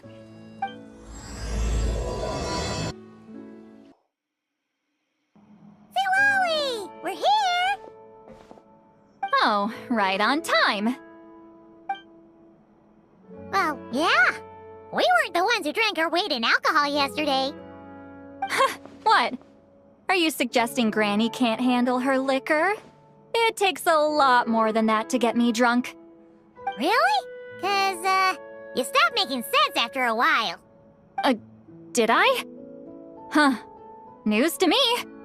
I didn't say anything too crazy, I hope. Let's see. You spent half an hour bad-mouthing Auroron, half an hour complaining about work, an hour talking about light novels, and, Paimon kind of fell asleep after that. Are they gone? Oh, the crew? Yeah, we bumped into them on the deck, but they just left. Wait, but now that everything with your core is sorted out, what's stopping you from seeing Columbina? She misses you a lot. I just want to deal with this mess first. Besides, this is a perfect chance to make her jump for once. I have to plan it out more. But enough about that. Were you able to pinpoint the location of our target? Of course!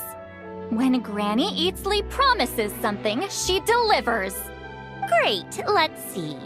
The Morte region. Wait, this is the Tower of Gestalt. The place the souls were severed. Is that the source of the resentment? Or is it the Narcissenkreuz Ordo in general? Let me come with. This thing's movement isn't fixed. If it's not at this location when we get there, I can use a ritual to summon it. You've already gone to more than enough trouble. I don't mind. These old bones have nothing better to do anyway. Summoning a spirit isn't going to do me in. Besides, if I don't go, they'll just have more inside jokes I can't join in on. All right then. I appreciate it. There's no time to lose. Let's head out.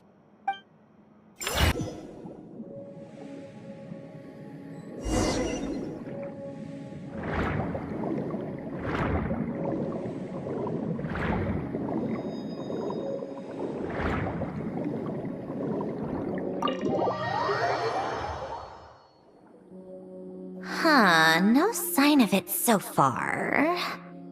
Should I start the summoning ritual? Let's drain the water from this floor of the tower first. It'll make it easier to move around. Wait, we can do that? Of course. Alan and Renee both saw the future that awaited Fontaine and even shared a few methods for waterproofing buildings. The principle behind it is, not important. Just unlock the mechanisms in the order I tell you.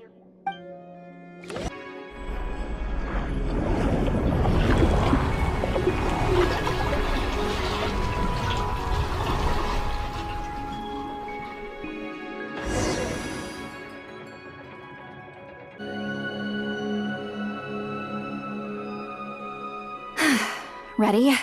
Yeah. When this thing appears, I'll try talking to the souls inside. But more than likely, they've already been driven to madness. If communication fails, we'll have a battle on our hands. In that case, Paimon better find a hiding spot. If a fight does break out, I should be the one to deliver the final blow. Trust me on that. Understood. All right, I need quiet. Wandering spirits drifting along the tides. Hear me now. Broken souls, silenced, torn apart, and forsaken.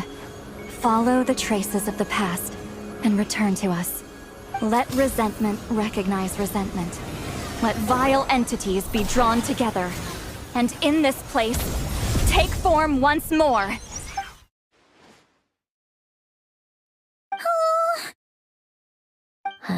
What now? Is that it? This is exactly why I deal in math, not magic. How are we supposed to know what stage the spell is at?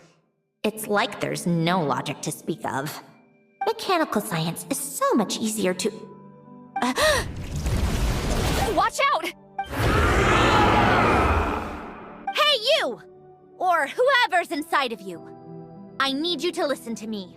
I'm a descendant of Fontaine's Lord Artificer, Alain Guillotin. I can make you whole again and return you to the ley lines. You just need to work with me here. Citrone! Looks like talking this out is off the table. All right, plan B. Time to blow off some steam.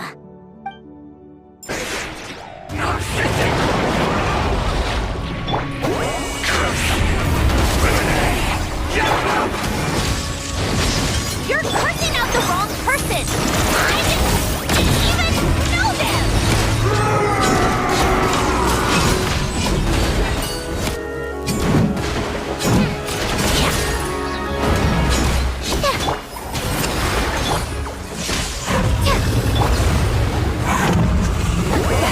Suffer the wrath of Easley! What a joke! Yeah.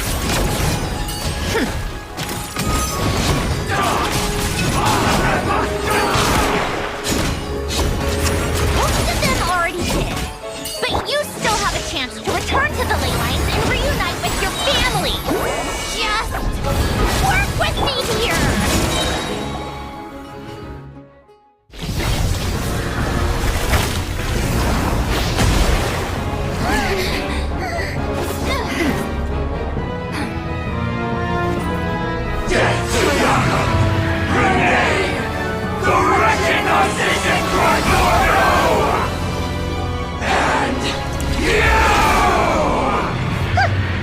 I told you I'm not like them.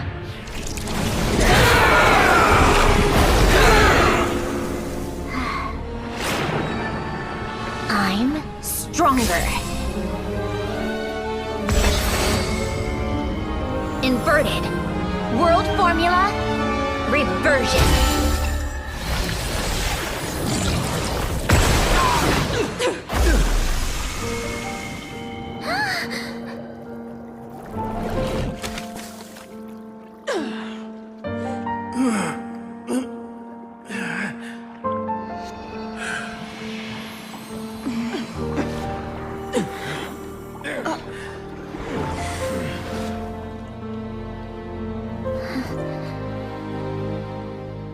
Be at peace among the tides. Lost souls.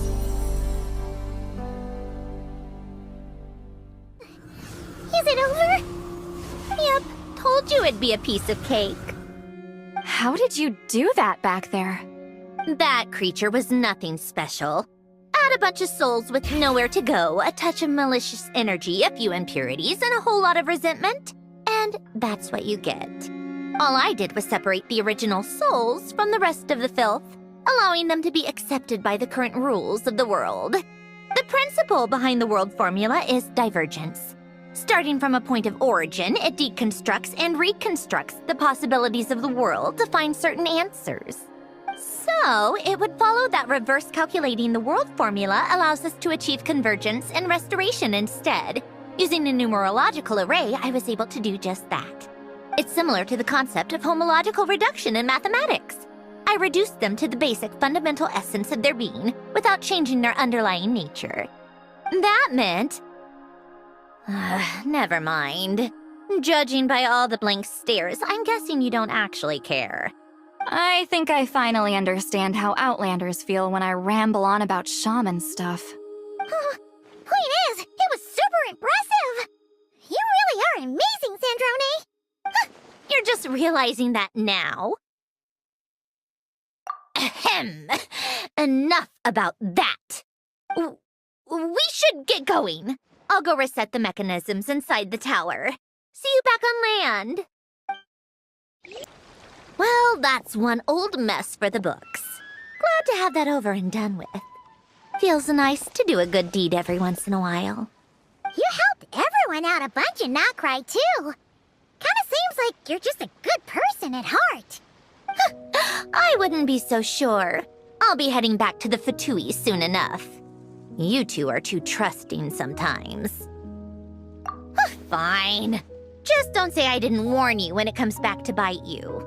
Well, where to next? Back to the ship? Yeah, your personal business, the Narcitsan thing, it's all resolved. That means you can see the people that need seeing now, right, Centrone? Oh, everyone's gonna be so happy you're back! You wouldn't catch me dead admitting to this before, but... yeah, I really have missed everyone. Columbina's a special case, though.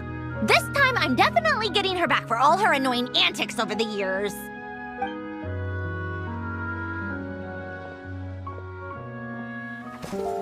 She'll sense me coming from a mile off. How am I gonna...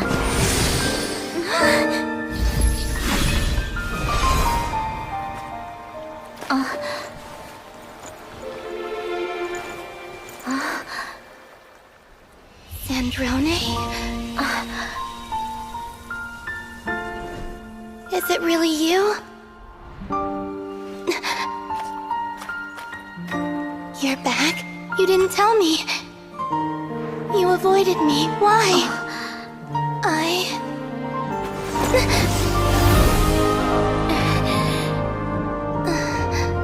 Sandrone? Now we're even. I missed you so much. That makes one of us, idiot. I'm here, Columbina.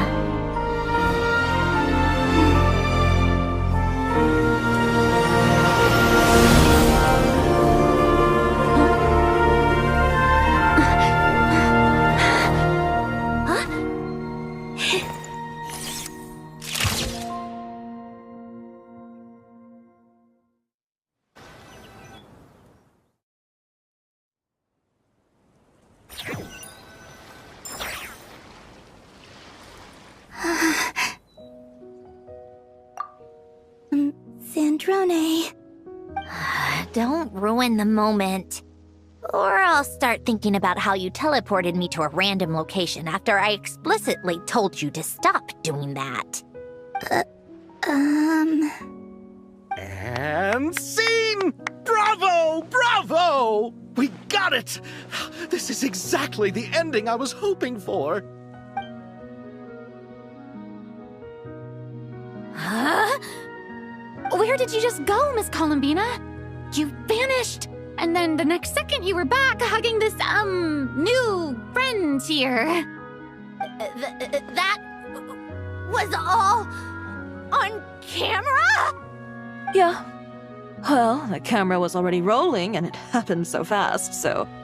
yeah. Hold on. This must be... Yep, my best friend.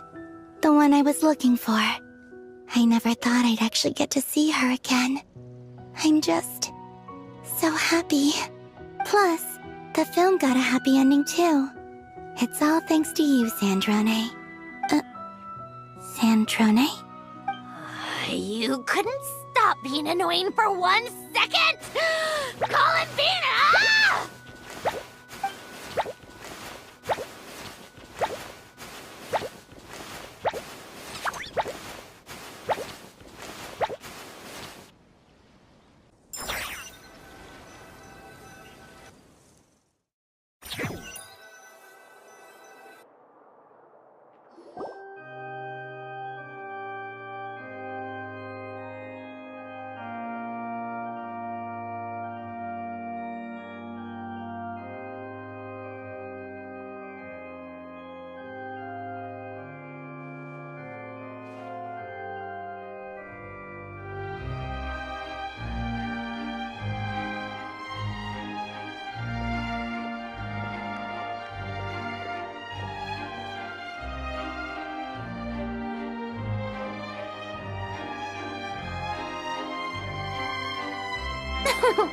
As expected.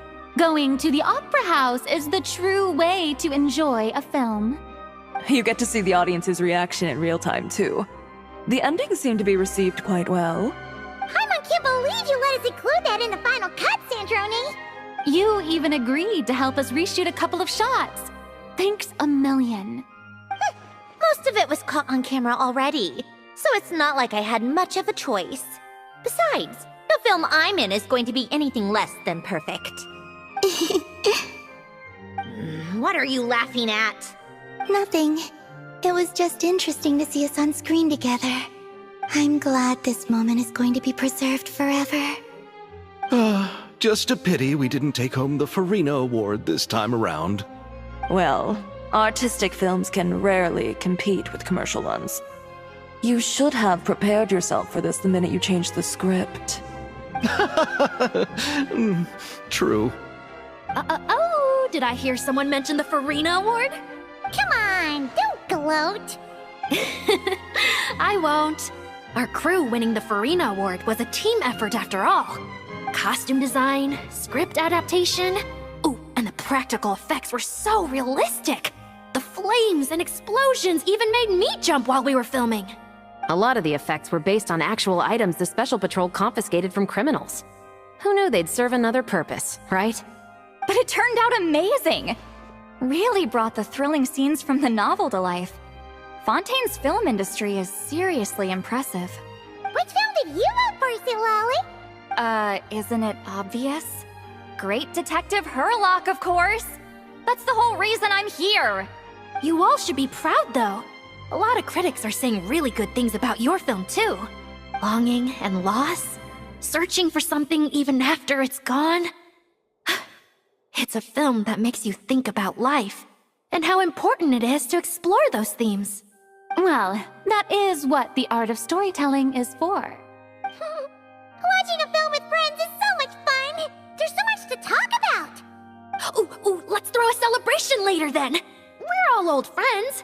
Oh, we could find a place and chat to our heart's content. How about the Winglet? That's perfect! Friends and family are more than welcome too. So if you want to bring people, don't be shy. You all can head over first and make yourselves at home. I'll bring over some refreshments in a bit. I just have one more stop to make first. Can I come?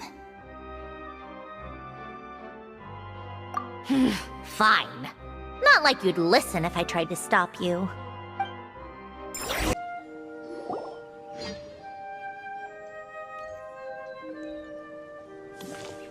Wait!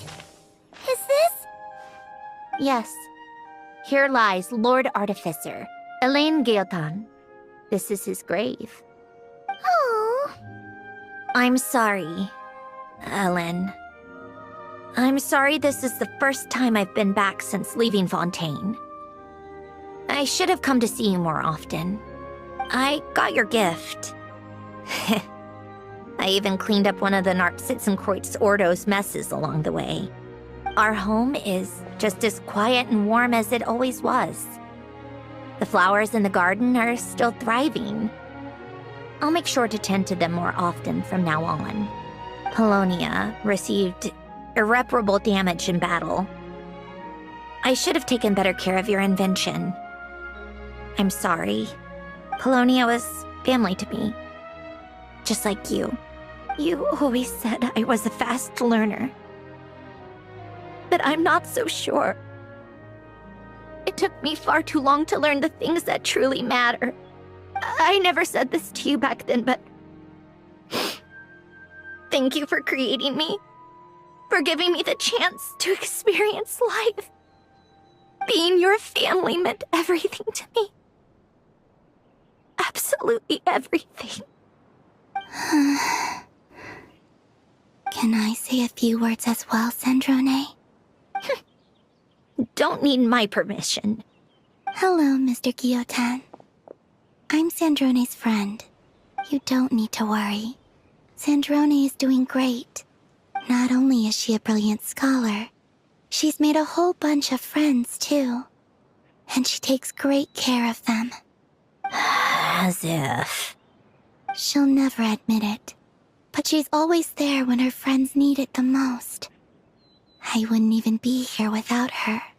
So, if she ever needs help, her friends will be there in a heartbeat, including me. That's what best friends are for. Columbina. What else? Oh, she likes drinking bitter coffee, listening to piano music when she can't sleep. Turns out she even likes giving hugs. No, wait! Don't tell him all that! Huh? I don't understand. I didn't think you'd want to hide things from him. Well, yeah. But there are still things I don't want to say. Okay. I'll come by myself and tell him for you then. That's not what I meant! All right. Enough with the speeches. If no one has anything else to add, let's just leave it there. Should we say a few words too? Kinda seems like Columbina said it all. Oh, great idea!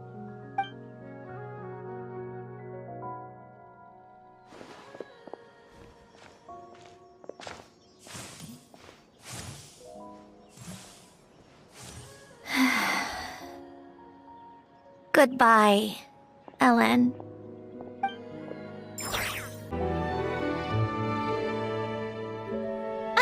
You made it! The party's already started. Oh, but, you didn't bring anyone else along? I thought you headed out to invite some friends. We did invite a friend, actually. She'll be here soon. She's even bringing some desserts to have over tea. You should join us later, Miss Farina. I do love a tea party. Then don't mind if I do. This seems like a fun occasion. Let's go talk with everyone. Good idea! We'll introduce you to all our old friends.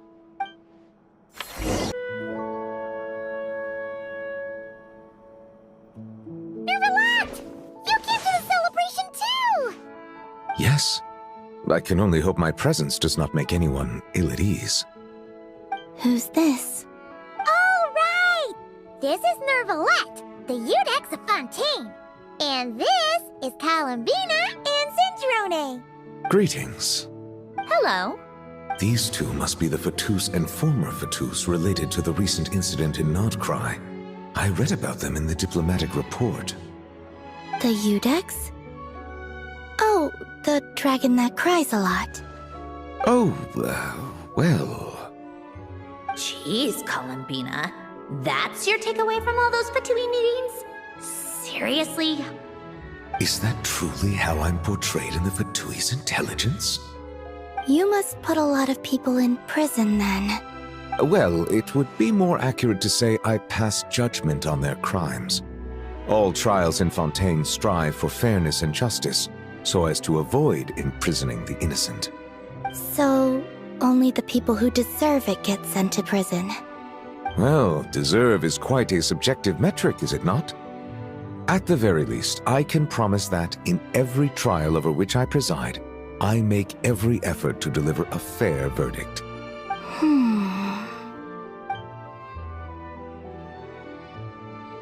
Yeah. Oh, for the love of... what is she doing now? You seem like a good dragon. Not the kind that throws people in prison for no reason. I think we can get along just fine. Well, thank you? Then she punched me because... Oh, sorry, Nervalat. She thinks that's a sign of friendship. Where does she even pick up weird habits like that? Ah, I see. I believe I have observed people on the streets of Fontaine expressing affection in a similar manner. I suppose I now know what it feels like. Yes. Quite, abrupt. You know, these two are surprisingly alike.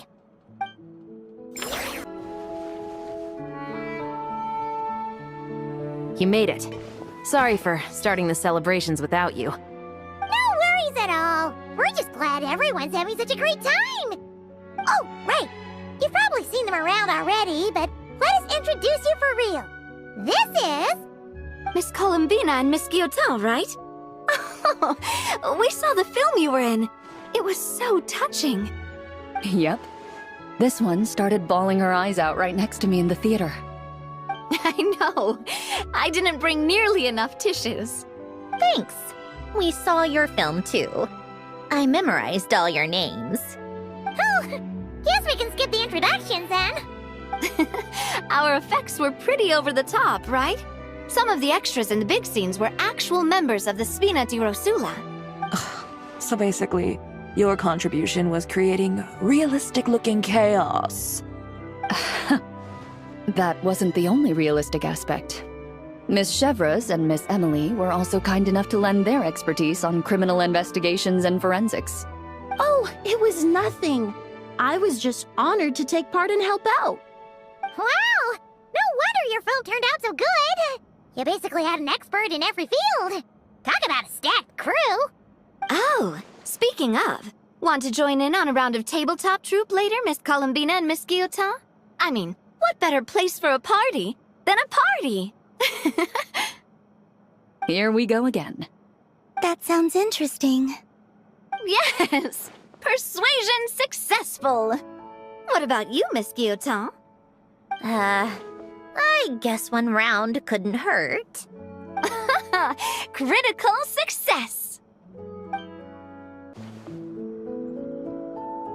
Granny, it's Lee.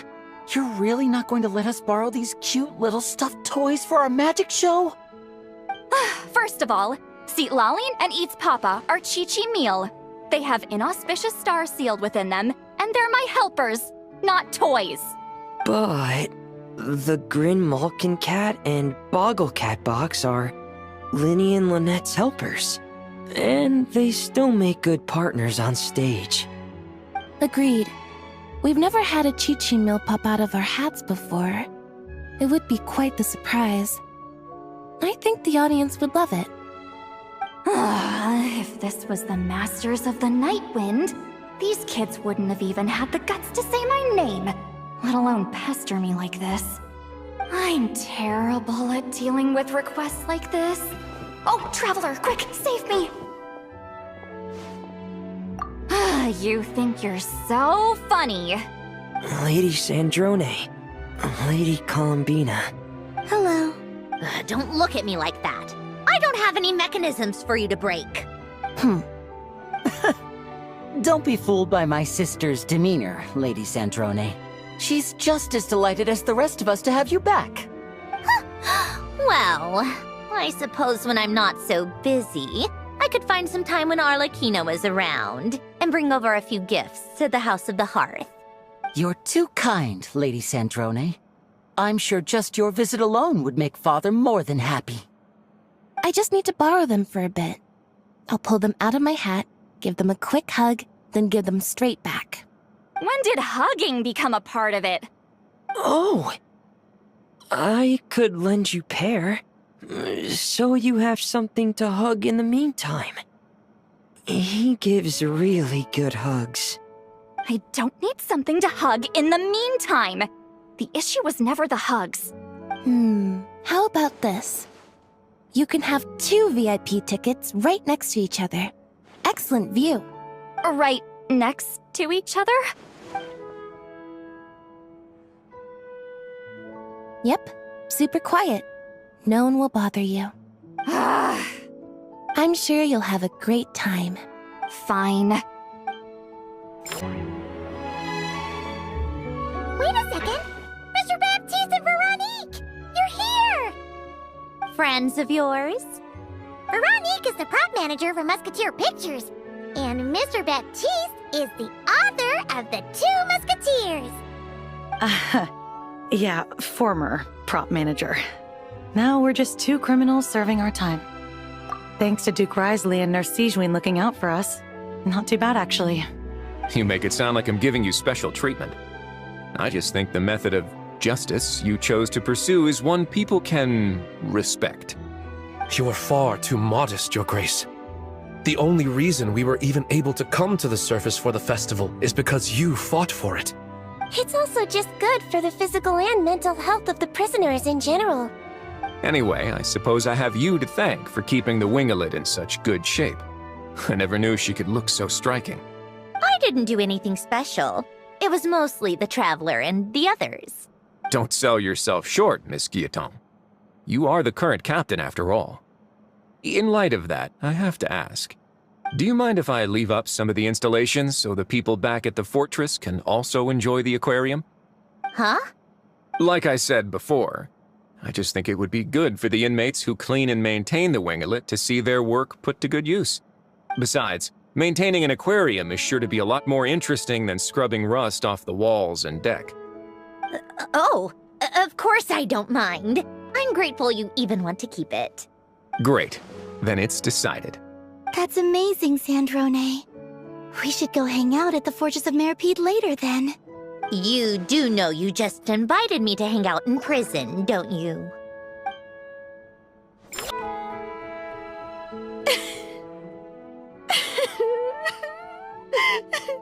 What a dream come true! For once, it all worked out! I can die without regrets. Let's not get too ahead of ourselves, Director Lapine Pauline. What was in that piece of cake you just handed her, Escoffier? Maritime flowers, eggs, flour, same as all the other pieces. What, you think I tampered with it? Playing a detective in real life now too, are we? Oh, it's so delicious! I'm so happy! My life has peaked! Miss Lapine Pauline, look who I brought! Master! Wait, what happened to your face? Why are you crying? Never mind my face. Here, let me introduce you. This is Miss Charlotte and Miss Escoffier. Things are sounding lively over here. Oh, look who it is! Perfect timing! I was so busy with the shoot, I feel like we barely got to talk. And the elusive Miss Guillotin. It's great to see you. Thank you so much for letting us use the boat free of charge. That was so generous of you. Oh, right. Introductions. This is Miss Charlotte and Miss Escoffier. That's kind of you. But I didn't really do anything. If you want to thank someone, it should be the Duke or the people who keep the boat in such good shape. Right. I'll head over in a bit and do just that. Miss Columbina? Yes?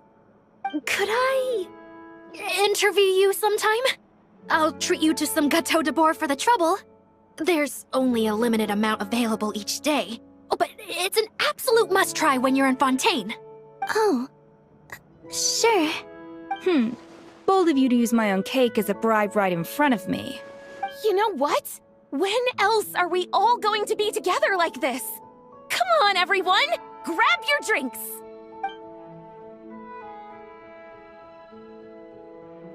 Are we going to toast? Yup! Come on! Sante! Oh! Well, it's been quite some time since the three of us gathered to drink tea like this. Yes. But your tea is as good as ever, Sandrone. Of course it is. The pastries you brought aren't half bad either, Arlecchino. I'm glad to hear it. Are they to your liking, Miss Farina? If I remember correctly, this particular cake is your favorite. Yes, thank you. The tea and pastries are absolutely delicious. I can't believe I'm casually sipping tea with 3 harbingers. Or are some of them former harbingers? Who knows? Due to diplomatic reasons at the time, our last tea party was rather tense. Wasn't it, Miss Farina? You have my apologies. But this is simply a casual gathering of close friends. So I do hope you can relax and enjoy yourself. Of course! I appreciate the hospitality, in both cases. Next time, let me be the one to treat all of you. I'm sure we'd all be delighted to have you join us more often. The same goes for you two. Of course we should do this again! We've all been through thick and thin together by this point. This is nice, Sandrone. It reminds me of the happy times back in Snezhnaya, when things were so lively. Yeah. To be honest, I never thought these gatherings would feel this lively ever again. Well, I think I speak for all of us when I say we're truly glad you're back, Sandrone. Me too. I've realized that holding on to what matters doesn't just mean protecting what you already have. By reaching out and striving for something new, you can gain much more than you think. No, that certainly doesn't sound like something the old you would say. Well, I'm only going to say it once, so don't get used to it. Who knows? Perhaps your tea parties will only get livelier from here on out. Once you return to the Fatui, we'll have more opportunities to keep in touch in any case. I want to spend more time together too. But I don't want to go back to the Fatui. Well, Notcry isn't too far from Snezhnograd. It shouldn't be hard to find a place where we can all get together. Oh, and then I can sing for you. Or put on some of your favorite music. Just like the old days. Speaking of music, I spotted a mechanical piano below deck. Is it yours, Miss Guillotin? Yes. Reclaimed, I suppose you could say. Why don't you play something for us? Huh? In front of all these people? Yes, why not? You play so well. Yeah, come on! Just a little, please? For the love of... Fine! One piece, and that's it.